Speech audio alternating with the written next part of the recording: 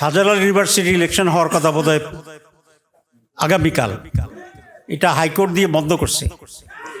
তা আমারও সাংবাদিকেরা একটু আগে জিজ্ঞেস করছিল যে এটা বন্ধ করছে কেন। তা আমি বললাম যে এটা বুঝেন না, কয় না বুঝি না। সে তো সাংবাদিকরা তো একটু চালাক বেশি, তা আমি বললাম যে ডরে, ঠিক কিনা? কিসের ডর? পরাজয়ের ডরে। কারণ এতগুলো ইউনিভার্সিটিতে পরাজয়ের পরে জাতীয় নির্বাচনের আগে আরেকটা পরাজয়, এত হজম করার ক্ষমতা পেটের ভিতরে নাই।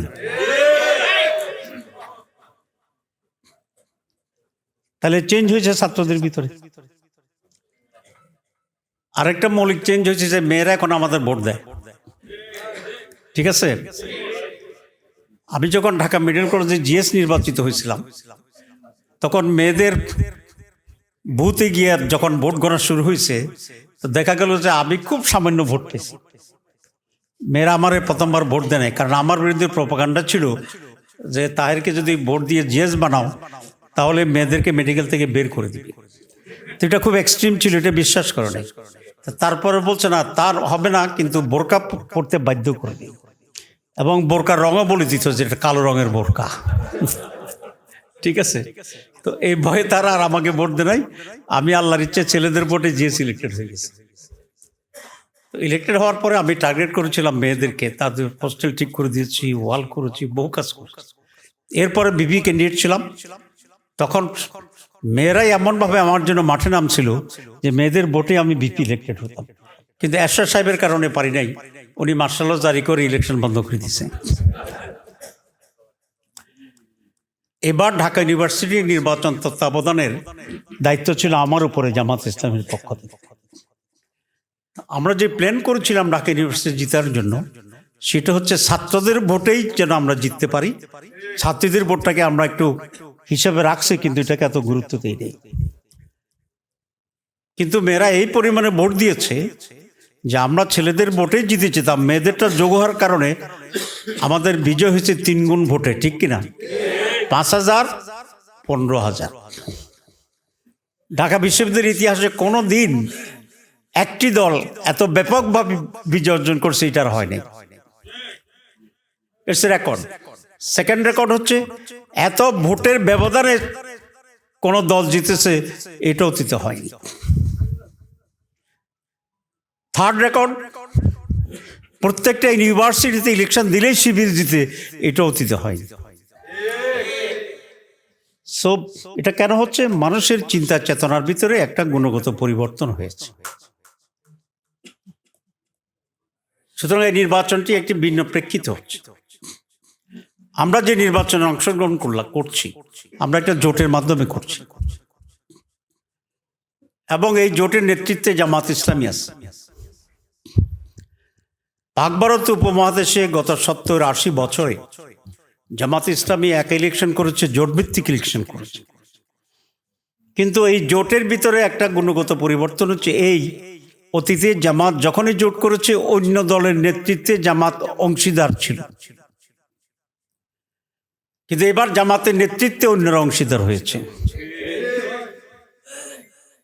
পার্থক্য আছে না নাই? পার্থক্য আছে। So many peculiarities, exceptions, qualitative change এখানে আছে আলহামদুলিল্লাহ।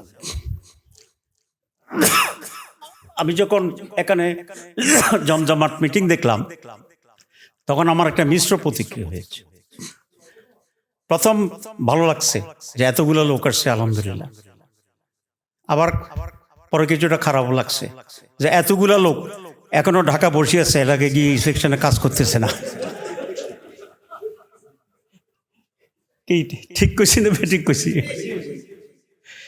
এখন আপনারা যদি ঢাকায় বসে ইলেকশন করেন, তাহলে ফেনীর ইলেকশনের কি অবস্থা হয়?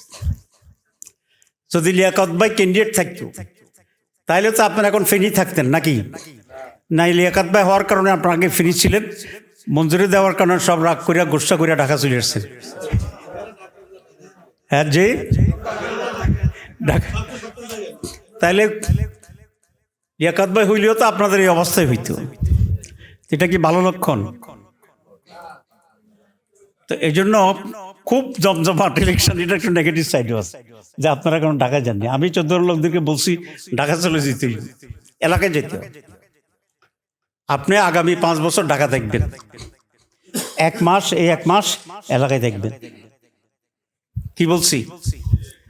আগামী 5 বছর ঢাকায় থাকেন, কিন্তু 1টা মাস এলাকায় যান, তাহলে আশা করি ভালো থাকতে পারবেন।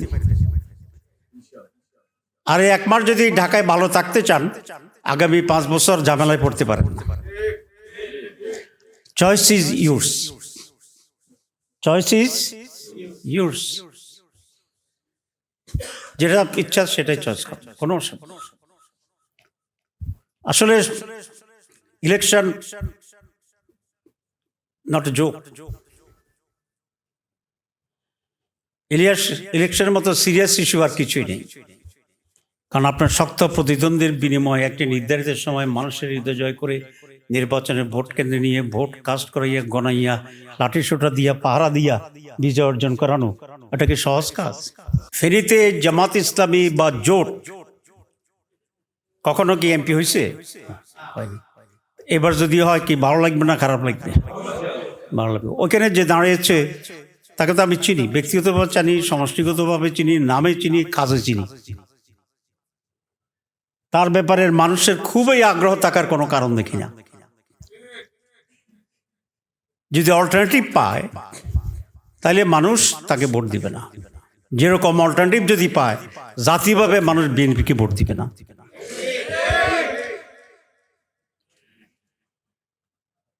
ঠিক বলছি? লিয়াকত ভাই খুব পরিশ্রম করছে এবার, ওনার পক্ষে আমি 2-1 বার বক্তৃতা দিয়ে আসছি। এতে কি ওনার লস হয়েছে? কোনো ভালো কাজের কোনো লস নাই। উনি জনগণের কাছে গেছে, ভালোবাসা পাইছে, আপনাদের রেসপেক্ট পাচ্ছে, আপনারা এখন ফিল করতেছেন। উনি যদি এগুলো কাজ না করতো তাহলে তো এইভাবে আমাদের অনুভূতি হতো না। তবে আমি জামাতের সাথে আমি আলাপ করেছি, ইনশাল্লাহ আমরা যদি ক্ষমতায় আসি অথবা আমরা একটা ভালো পজিশনে থাকি, আমরা লিয়াকত ভাইকে তার এই স্যাক্রিফাইসের জন্য আমরা পুরস্কৃত করব ইনশাল্লাহ।